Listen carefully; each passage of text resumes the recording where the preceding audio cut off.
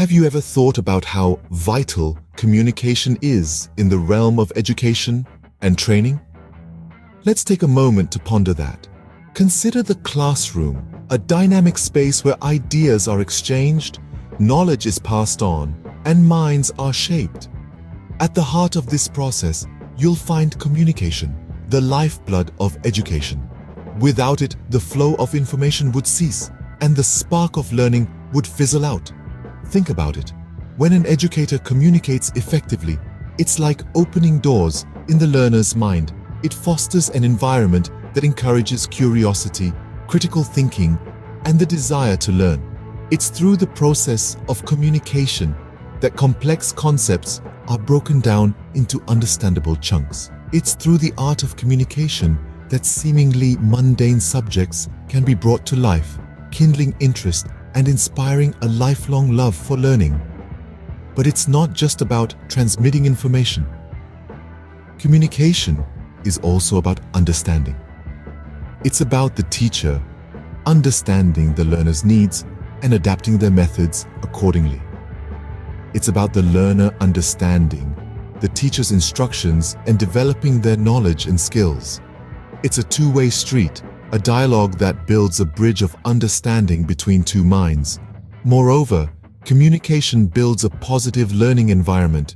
It fosters mutual respect, encourages open dialogue, and cultivates a sense of community. When learners feel heard and understood, they're more likely to participate, engage, and ultimately learn. It's through effective communication that a safe and supportive learning atmosphere is created.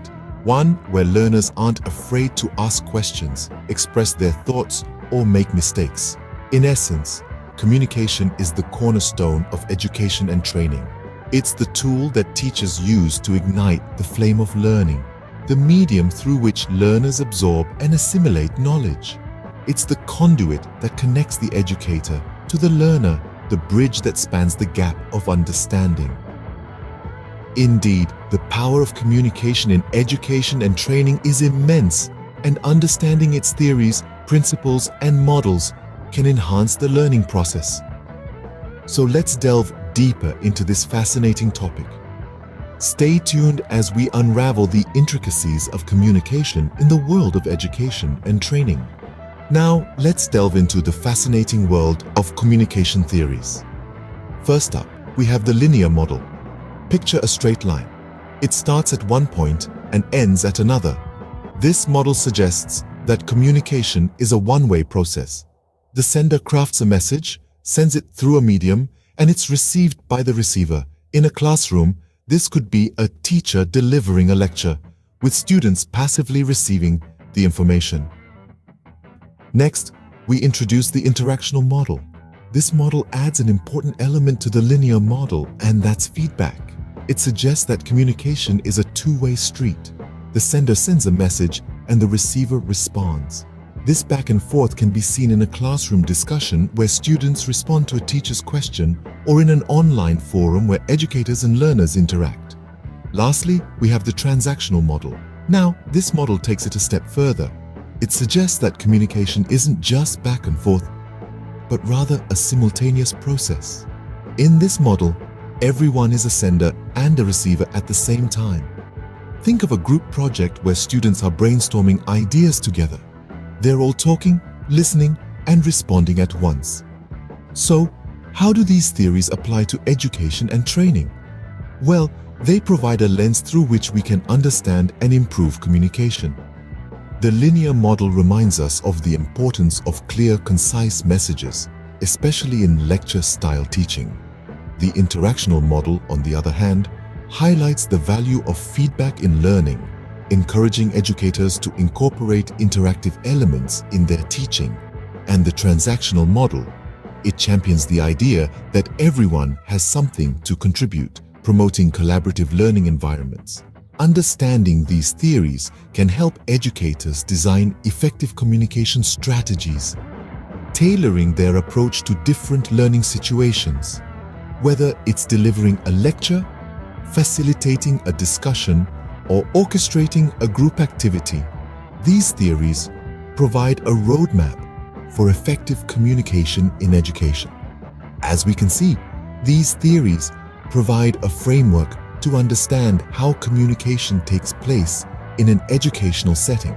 Moving on, let's understand the principles that guide communication in education and training. These principles are essentially the bedrock of effective communication, and they play a pivotal role in shaping the learning experience. The first principle is clarity. It's not just about what you say, it's about how you say it. Educators must strive to be clear and concise in their communication. This involves avoiding jargon, using relatable examples, and breaking down complex concepts into bite-sized pieces. Remember, the goal is comprehension, not confusion. Next up is the principle of active listening.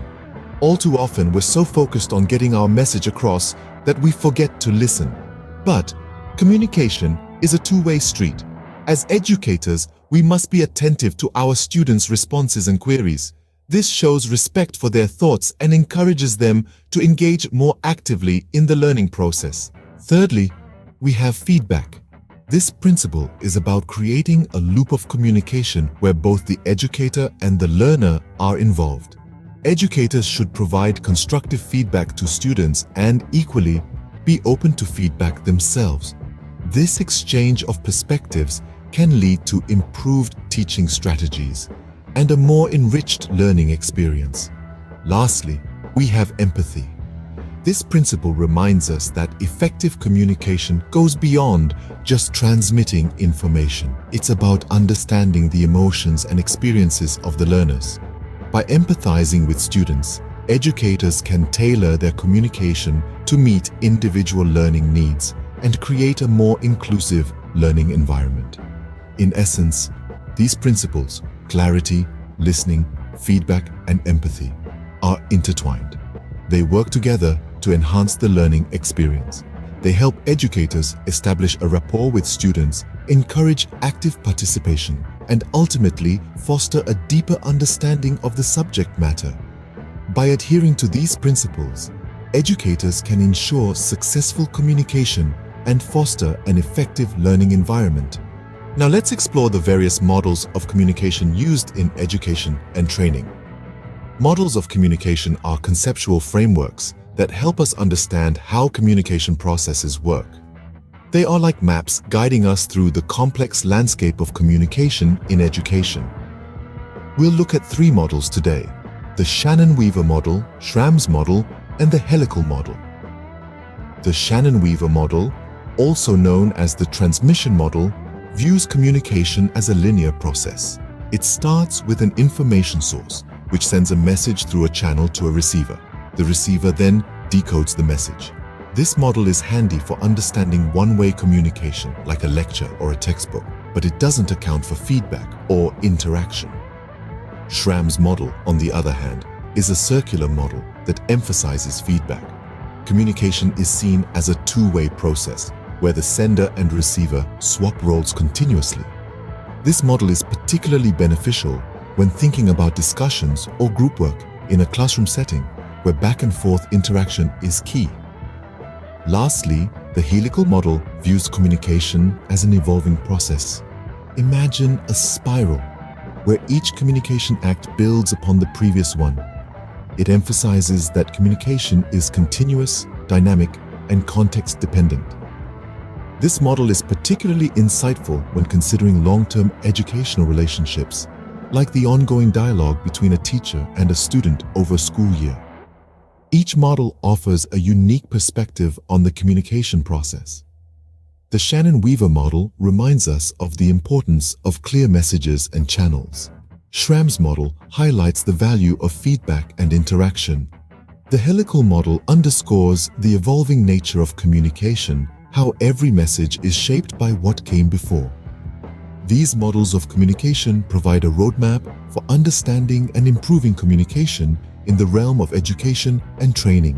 So, what are the key takeaways from our discussion today? First and foremost, we've established the undeniable importance of communication in education. It's more than just the exchange of information between a teacher and a student. It's the bridge that connects understanding, learning, and growth. It's the key that unlocks the door to a world of knowledge and skills, paving the way for meaningful educational experiences. We've also delved into the fascinating theories of communication. These theories, ranging from the transmission model to the transactional model, offer valuable insights into how communication works. They help us understand that communication isn't just about sending and receiving messages. It's a complex process that involves encoding, decoding, and interpreting messages, all of which are influenced by various factors such as context, perception, and feedback. Moving on, we've explored the principles of communication in education. We've learned that effective communication is clear, concise, and coherent. It is respectful and empathetic, fostering an environment where everyone feels heard and valued. It involves active listening and encourages feedback, promoting a two-way interaction that enhances understanding and learning. Moreover, we've looked at the different models of communication in education. These models, from the linear model to the interactive model, serve as useful guides in structuring and facilitating communication in the educational setting. They help educators design and implement communication strategies that cater to the diverse needs and learning styles of students, thereby promoting inclusivity and equity in education. Finally, we've discussed the application of these theories, principles, and models of communication in education and training. We've seen how they can be used to enhance teaching methods, improve student engagement, and foster a positive learning environment.